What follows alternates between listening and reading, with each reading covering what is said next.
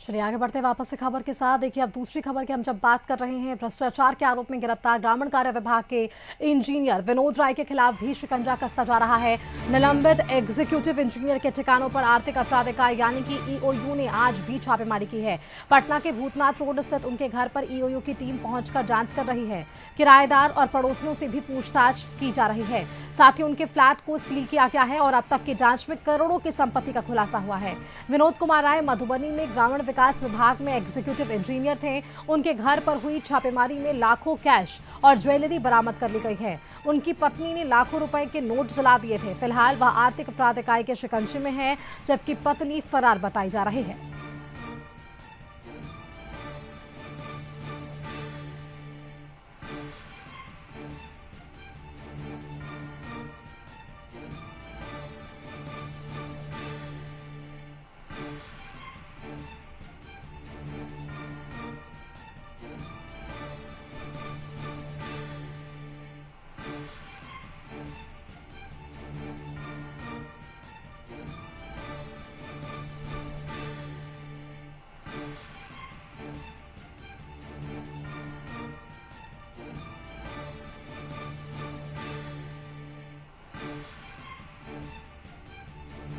तो देखिए जिस तरह से खबरें सामने आई है, लगातार आज ऐसी दो बड़ी खबरें सामने आई जहां भ्रष्टाचार के खिलाफ शिकंजा कसता हुआ नजर आया है।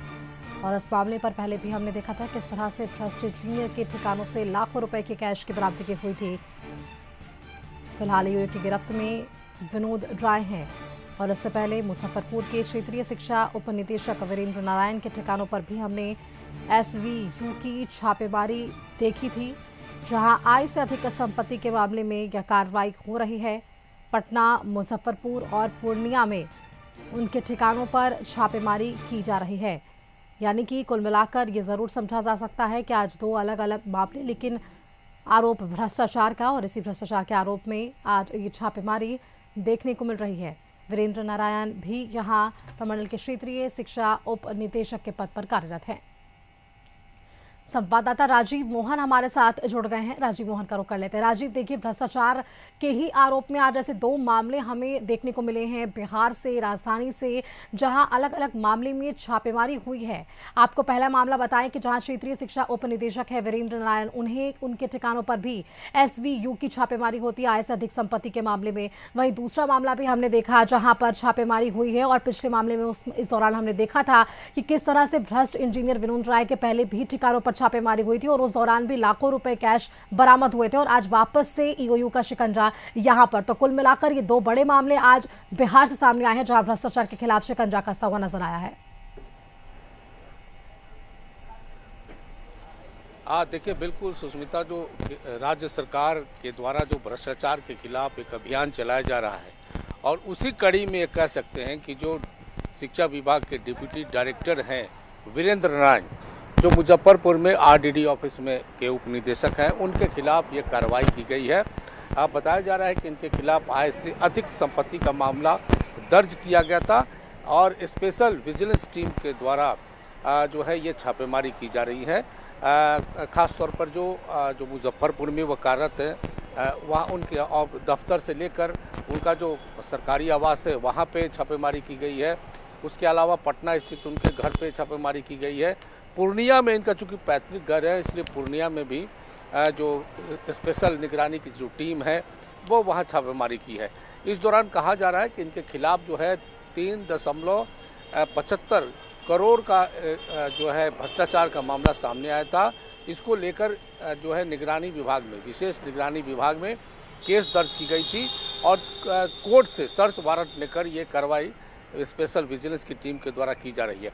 जो छापेमारी हुई है उसके माध्यम से बताया जा रहा है, ये अंदर खाने से खबरें आ रही हैं कि छापेमारी के दौरान भी जो आरोपी हैं वीरेंद्र नारायण, उनके घर से कैश बरामद हुए हैं और कुछ ऐसे आपत्तिजनक दस्तावेज बरामद किए गए हैं जो संपत्ति से जुड़ा हुआ बताया जा रहा है। तो इस तरह से स्पेशल विजिलेंस की टीम जो है वीरेंद्र नारायण के घर पे छापेमारी कर रही है, उनके तमाम ठिकानों पे छापेमारी कर भ्रष्टाचार को उजागर करने में लगी है। जो दूसरा मामला है, जो इंजीनियर अरुण कुमार है, उनके खिलाफ भी ये छापेमारी चल रही है। तो जो राज्य सरकार एक तरह से जो भ्रष्ट अधिकारी हैं उनके खिलाफ जो अभियान छेड़ रखा है, उसी के तहत 2 बड़े अधिकारियों के खिलाफ यह कार्रवाई की गई है और विशेष निगरानी की टीम का जो कार्रवाइयाँ हैं अभी भी चल रही है। सुष्मिता। बिल्कुल राजीव, देखिए चुनाव के पहले भ्रष्टाचार के खिलाफ इन कार्रवाई के क्या कुछ मायने समझा जा सकता है, क्योंकि चुनाव के पहले आपको भी पता है कि जो माहौल बिगाड़ने की कोशिश कई लोगों की तरफ से की जाती है और कई बड़े ऐसे अधिकारी जो अपने पद का दुरुपयोग तक भी करते हैं। तो चुनाव से पहले अगर ऐसे भ्रष्टाचार के खिलाफ कार्रवाई को हम किन मायनों में देख सकते हैं राजीव? देखिए, ऐसे मामले में ये कहा जा सकता है कि जो सरकार है वो ये कहती है कि उनका जो अभियान होता है वो लगातार चलते रहता है और उसके तहत जो है एक कार्रवाई की गई है।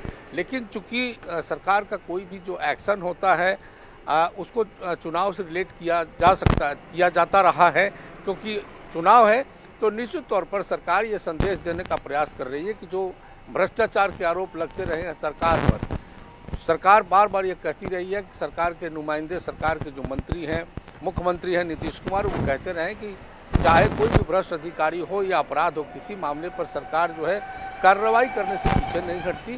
तो कह सकते हैं कि इस बार भी सरकार विपक्ष के इस सवाल का भी जवाब देते नजर आती है या नजर आ रही है कि जो भ्रष्ट लोग हैं, जो भ्रष्टाचार में लिप्त है, को किसी भी तरह से बख्शा नहीं जा सकता है।